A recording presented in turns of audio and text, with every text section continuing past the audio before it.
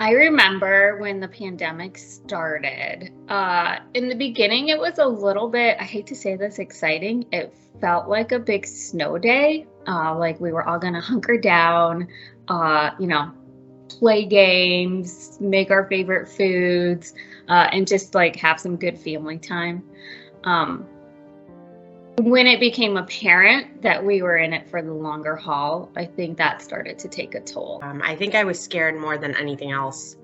Here I was being told I wasn't able to leave my house, even to grocery shop, and my small children wouldn't be able to go to school or even see their grandparents.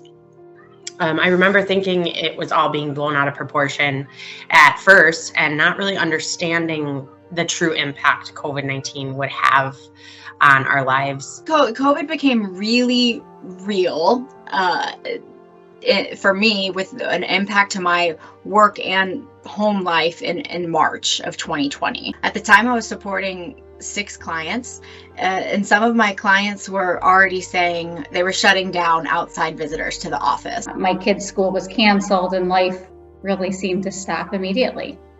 My boys were in 6th and 8th grade, and it seems to some people that it might be easier to go through a pandemic with older kids, but it was very challenging. Middle school is a time where socialization, sports, friends are really important to a kid and important to their development. My older son was finishing up elementary school, and he was finishing up his time with kids that he was with through 1st through 8th grade. They weren't going to experience all their end of journey milestones that they looked forward to. He was in middle school when the pandemic started, and I have to say remote learning for him was an easy breezy joke. He would roll out of bed 5 minutes before school started, turn on his computer, and poof, he was present and accounted for in school. I didn't have to drive him there, waste half an hour in the drop-off line, didn't have to yell at him to put on his coat, didn't have to pack his lunch. I mean, he pretty much ate breakfast in bed during his first period class, and then the school day ended a couple hours early. After school activities were canceled, and homework was a lost cause. My youngest daughter was in 4th grade at the time, so at that preteen age, for her, it was all about mental health and just having that isolation of not being able to play her sports, go to her after-school activities, see her friends. Me and my husband and her older siblings really became her playmates and her teachers. Fortunately, she was at a great age where she could just log on to her Zoom meetings with her school and do her classwork. So she was pretty autonomous that way. But what we really had to make a conscious effort for her was to make sure that her her mental state was okay, that she wasn't feeling isolated or lonely. And when she was, that we would recognize it and really have conversations about how are you feeling? You know, what can we do to make it better, and what are some tools we can use to get us through this time. So it was challenging, but I do remember in the beginning being a little bit excited to kind of take a break and spend that quality time at home. But it did take its toll in the long run. So I just don't think anyone knew the length, the severity, the ups and downs that we would proceed to go through individually in our communities, as a nation, as across the globe, and that's where my husband and I were. Very fortunate that my husband is self-employed. He owns a company. He's a general contractor in Atlanta, and early that year, very early January of 2020, he had just ended a pretty massive development project and was between work. So we were very fortunate that he had some flexibility to help at the time with what was going to become a massive workload with pulling our kids out of daycare and preschool. I just had a baby, and in March, the baby, Gus, was 6 months old. And I also had a very precocious 3-year-old, Zelda. And the idea of working from home terrified me. Not working from home while managing a 3-year-old and a 6-month-old. The 6-month-old was still exclusively breastfeeding, and the 3-year-old was a 3-year-old, and it was intense because you can't leave a 3-year-old and a baby alone. You can't just plop them in front of the television and say, Mommy's working. There were quite a few times during the pandemic where one of my 2 children needed me, whether it was while I was in a client call or on an interview. And honestly, I would just kind of mute my microphone and try not to panic, which was not easy to do. There was one time when I was on an interview and I wasn't able to have a babysitter come because we were in lockdown and no one could visit. And I remember just calmly asking the respondent if they could hold for a minute while I went on mute. I helped my kids with whatever it was that they needed at the time. I'm not sure. I don't remember exactly what it was. And I do remember being very panicky and kind of feeling unprofessional. But I always tried to remember that almost everyone was going through the same thing as I was. And people are way more understanding than you think they are in times like this.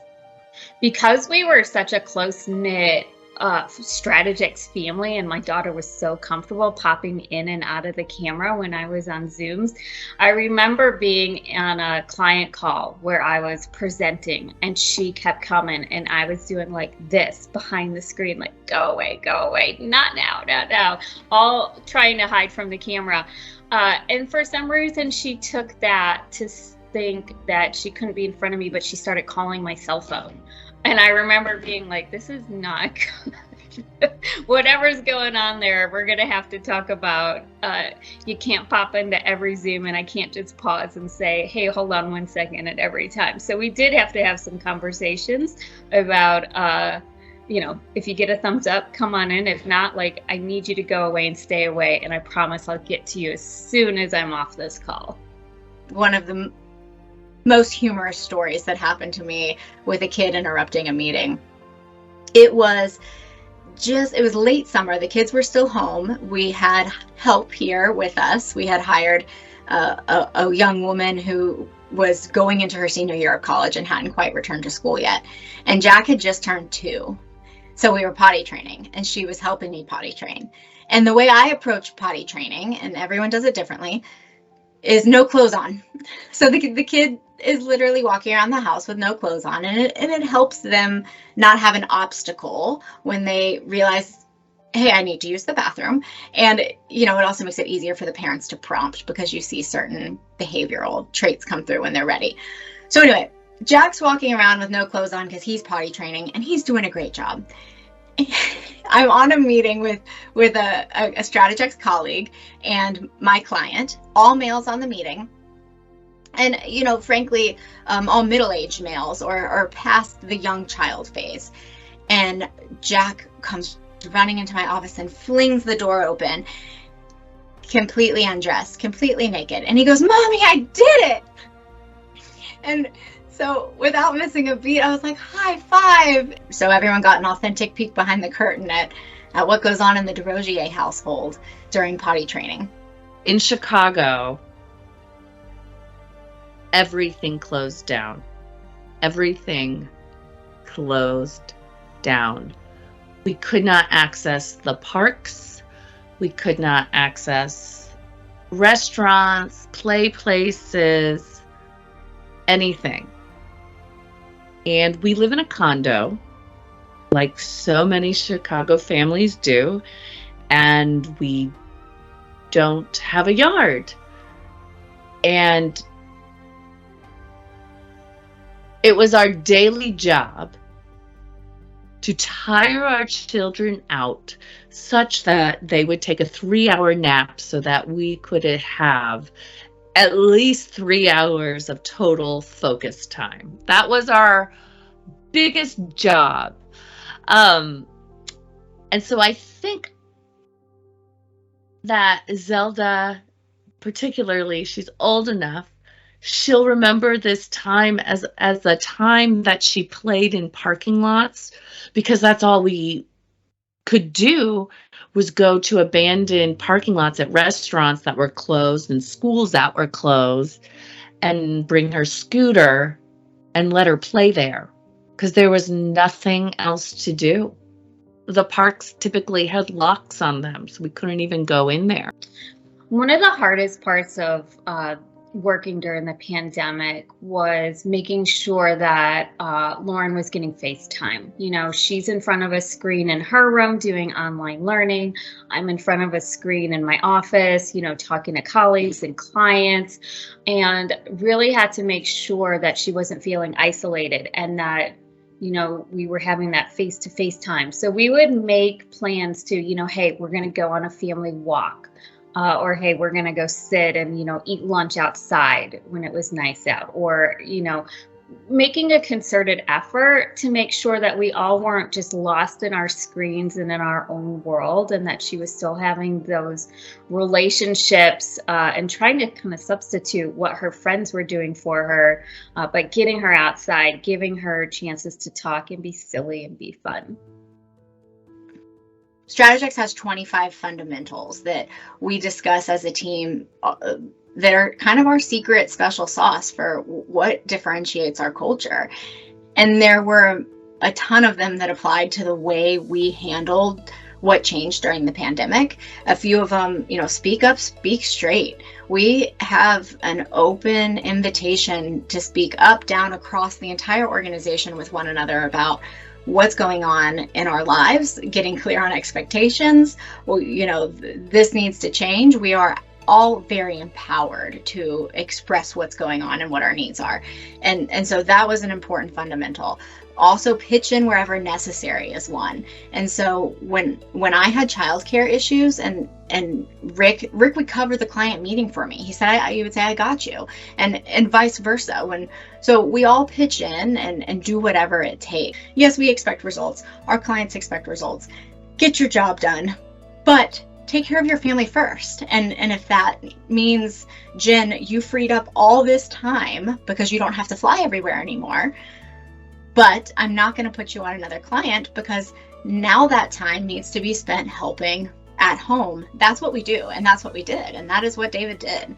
David called and said, hey, now that we're not traveling, what do you think about another client? And the fundamentals told me I could speak up and speak straight. And I said, I'm concerned because I don't know if I have consistency yet with the childcare, and I don't want to underserve a client. We're not going to do that. And I can't underserve my family. And he said, 100%, I agree. Have you ever worked somewhere where your boss can ask you to do something and you can actually say no and it not be punitive and not be held against you? I haven't. I can't. The culture is just unbelievable. And I don't even know if David remembers the conversation because he so authentically meant when he asked me, hey, can you take on more work? And I said no. He said, okay. And he found someone else to serve the client. And I think that's what differentiates us. I mean, not many places do that. So the transition into pandemic mode went pretty smoothly for me at Strategex because I was already working from home the majority of the time pre-pandemic, so I was all set up. The only real adjustment was my in-person meetings all turned into Zoom meetings. But I mean, it didn't take long to get acclimated to Zoom. It's actually interesting because before the pandemic, I rarely, if ever, FaceTime people. But now at work, I always choose Zoom video when I want to talk to someone. I never just call them on the phone anymore. So I actually think that I interact with team members, albeit virtually, more often now than I did pre-pandemic. I mean, it's so easy to work on projects together because you can screen share. And it's been nice getting to know everyone a little closer, like their personal lives during Zoom calls, because, you know, sometimes you get a glimpse of their kids, their dogs, I don't know, artwork, knickknacks.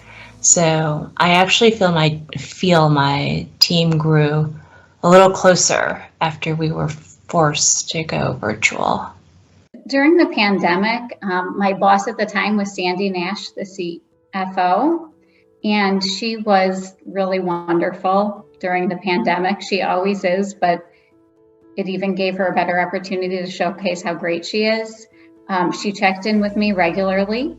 She was always checking on my work-life balance to make sure I was getting through it okay. She was empathetic to what it must be like to have kids at home, not in school, being locked down during a pandemic.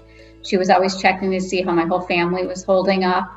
And I will never forget that. I will always be grateful for how thoughtful she is and continues to be.